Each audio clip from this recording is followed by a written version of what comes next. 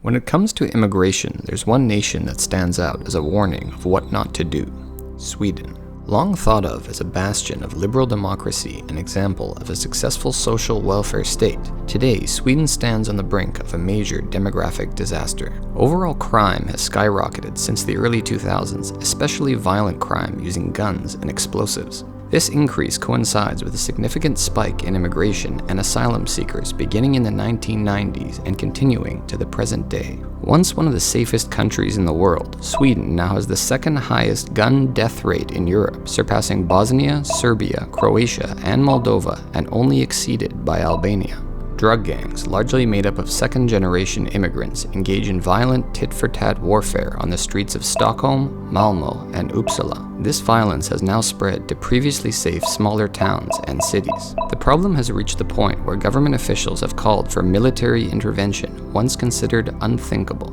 Additionally, Sweden's central bank governor, Erik Thedéen, has stated that the growing problem of shootings and bombings is so serious that it risks damaging the country's long-term economic growth. So how did Sweden allow its immigration problem to get so out of hand? And what can be done now to remedy the situation? Or is it already too late?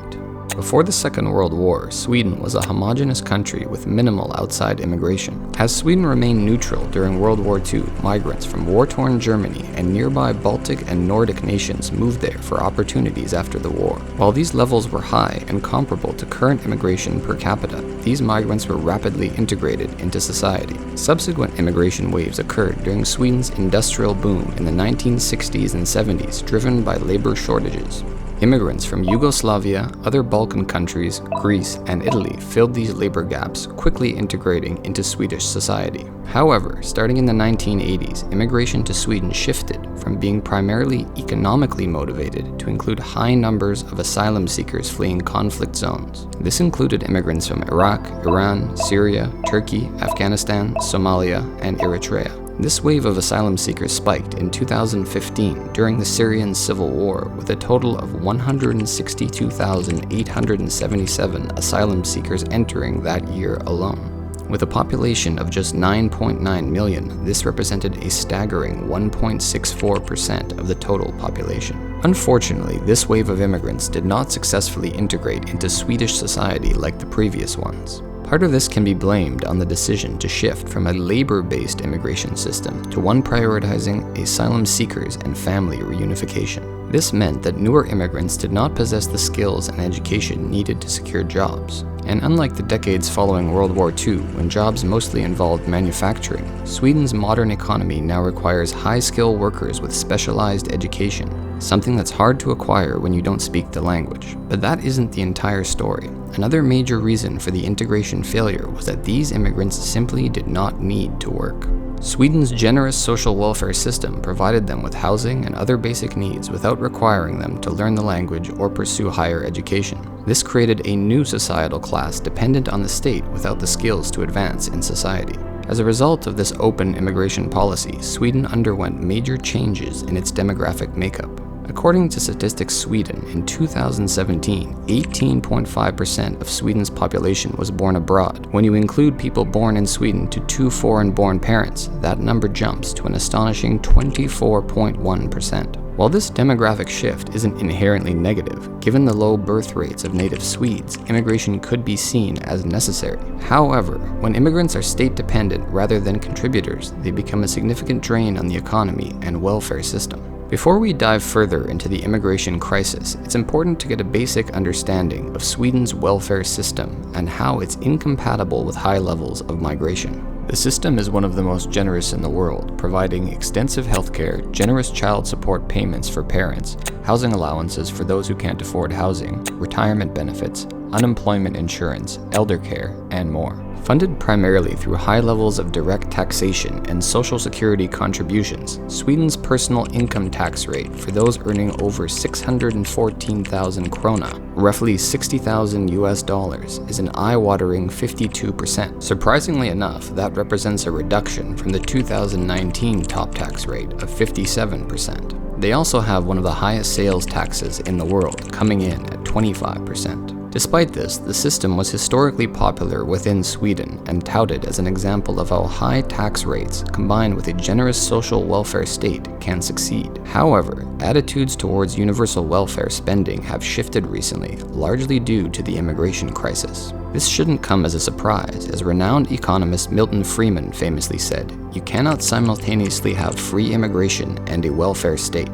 This is especially true in Sweden, where the welfare state provided for immigrants regardless of whether they learned the language, integrated, or demonstrated the ability to secure employment. However, Sweden's previous successful experience integrating multiple waves of immigrants following World War II, combined with the extending of the concept of folkemän to include immigrants, gives us a clue as to how this situation was allowed to get so out of hand. Nevertheless, it remains curious why Sweden didn't address the immigration issue earlier. One reason is that the problem simply wasn't very noticeable to the majority of people. Even today, Sweden's gun crime rates are lower than that of the United States, and most of the population lives in areas rarely affected by gangs, crime, or gun violence.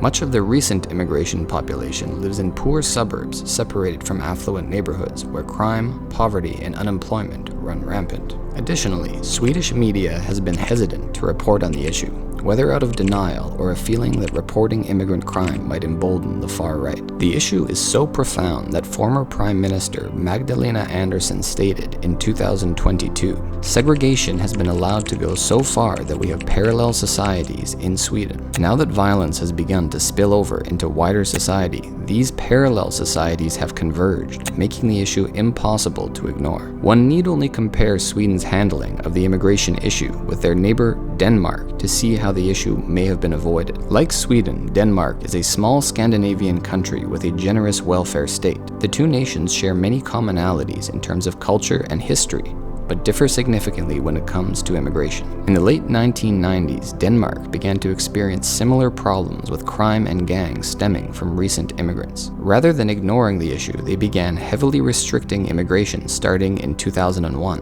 This trend continued to the present day, where Denmark has some of the strictest immigration policies in Europe. To gain citizenship, one must live in the country continuously for 8 years, demonstrate the ability to support themselves financially, and have worked full-time for 3.5 of the last 4 years. A controversial law was passed in 2018 requiring candidates to shake hands with the local mayor during citizenship ceremonies. This presented problems for some applicants who didn't wish to shake hands with someone of the opposite sex for religious reasons. Additionally, candidates must pass language and citizenship tests, resulting in nearly half of candidates having their applications revoked. While the tough Danish immigration policy was long seen as radical by other European nations, attitudes have begun to shift due to immigration failures in Sweden and elsewhere. As Sweden's neighbors began to experience a spillover of gangland violence across their borders, the problem came to be known as the Swedish condition. Consequently, EU nations including Austria, Belgium, France, the UK, and the Netherlands have begun to model their immigration policy after the Danish model. Unsurprisingly, even Sweden has begun an about-turn on their immigration laws. New reforms require immigrants to demonstrate Swedish language proficiency, meet tougher income requirements for obtaining work permits, and adhere to stricter controls for family reunification.